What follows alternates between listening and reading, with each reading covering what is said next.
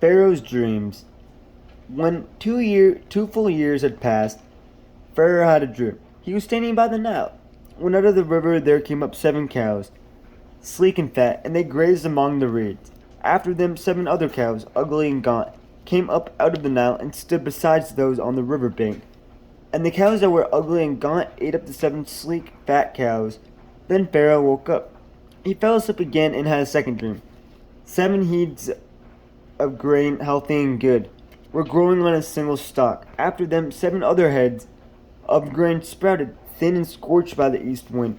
The thin heads of grain swallowed up the 7 healthy, full heads. Then Pharaoh woke up. It had been a dream.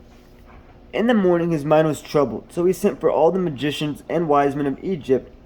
Pharaoh told them his dreams, but no one could interpret them for him. Then the chief cupbearer said to Pharaoh, "Today I am reminded of my shortcomings. Pharaoh was once angry with his servants, and he imprisoned me and the chief baker in the house of the captain of the guard. Each of us had a dream the same night, and each dream had a meaning of its own. Now a young Hebrew was there with us, a servant of the captain of the guard. We told him our dreams, and he interpreted them for us, giving each man the interpretation of his dream. And things turned out exactly as he interpreted them to us. I was restored to my position, and the other man was impaled." So Pharaoh sent for Joseph, and he was quickly brought from the dungeon. When he had shaved and changed his clothes, he came before Pharaoh. Pharaoh said to Joseph, "I had a dream, and no one can interpret it. But I've heard it said of you that when you hear a dream, you can interpret it." "I cannot do it," Joseph replied to Pharaoh, "but God will give Pharaoh the answer he desires." Then Pharaoh said to Joseph, "In my dream I was standing on the bank of the Nile, when out of the river there came up 7 cows, fat and sleek, and they grazed among the reeds. After them 7 other cows came up, scrawny and very ugly and lean. I had never seen such ugly cows in all the land of Egypt. The lean, ugly cows ate up the 7 fat cows that came up first. But even after they ate them, no one could tell that they had done. So they looked just as ugly as before. Then I woke up. In my dream, I saw 7 heads of grain, full and good, growing on a single stalk. After them, 7 other heads sprouted, withered and thin and scorched by the east wind. The thin heads of grain swallowed up the 7 good heads. I told this to the magicians, but none of them could explain it to me." Then Joseph said to Pharaoh, "The dreams of Pharaoh are one and the same. God has revealed to Pharaoh what he is about to do. The 7 good cows are 7 years, and the 7 good heads of grain are 7 years. It is one and the same dream. The 7 lean, ugly cows that came up afterward are 7 years, and so are the 7 worthless heads of grain, scorched by the east wind. They are 7 years of famine. It is just as I said to Pharaoh. God has shown Pharaoh what he is about to do. 7 years of great abundance are coming throughout the land of Egypt, but 7 years of famine will follow them.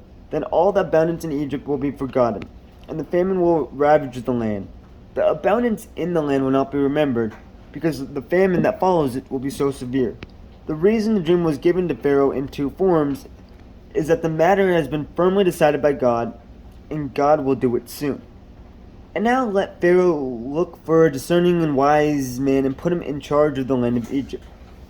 Let Pharaoh appoint commissioners over the land to take 1/5 of the harvest of Egypt during the 7 years of abundance. They should collect all the food of these good years that are coming and store up the grain under the authority of Pharaoh, to be kept in the cities for food. This food should be held in reserve for the country, to be used during the 7 years of famine that will come upon Egypt, so that the country may not be ruined by the famine." The plan seemed good to Pharaoh and to all his officials. So Pharaoh asked them, "Can we find anyone like this man, one in whom is the Spirit of God?"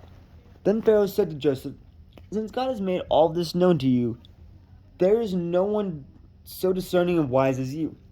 You shall be in charge of my palace, and all my people are to submit to your orders. Only with respect to the throne will I be greater than you." Joseph in charge of Egypt. So Pharaoh said to Joseph, "I hereby put you in charge of the whole land of Egypt." Then Pharaoh took his signet ring from his finger and put it on Joseph's finger. He dressed him in robes of fine linen and put a gold chain around his neck. He made him ride in a chariot as his second in command, and people shouted before him, "Make way!" Thus he put him in charge of the whole land of Egypt. Then Pharaoh said to Joseph, I am Pharaoh, but without your sword no one will lift hand or foot in all Egypt. Pharaoh gave Joseph the name Zaphenath, and gave him Asenath, daughter of Potipharah, priest of On, to be his wife. And Joseph went throughout the land of Egypt.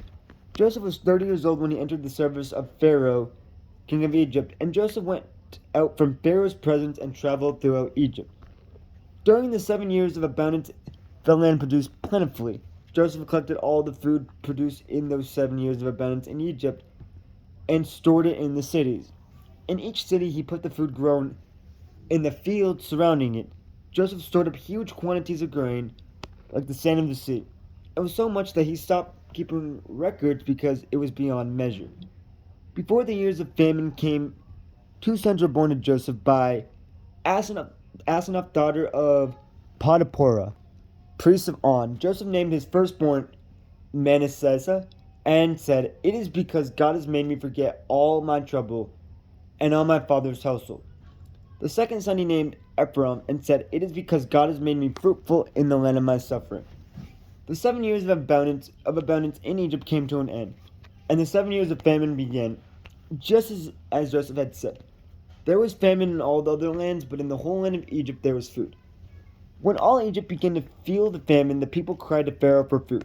Then Pharaoh told all the Egyptians, Go to Joseph and do what he tells you. When the famine had spread over the whole country, Joseph opened all the storehouses and sold grain to the Egyptians. For the famine was severe throughout Egypt, and all the world came to Egypt to buy grain from Joseph, because the famine was severe everywhere.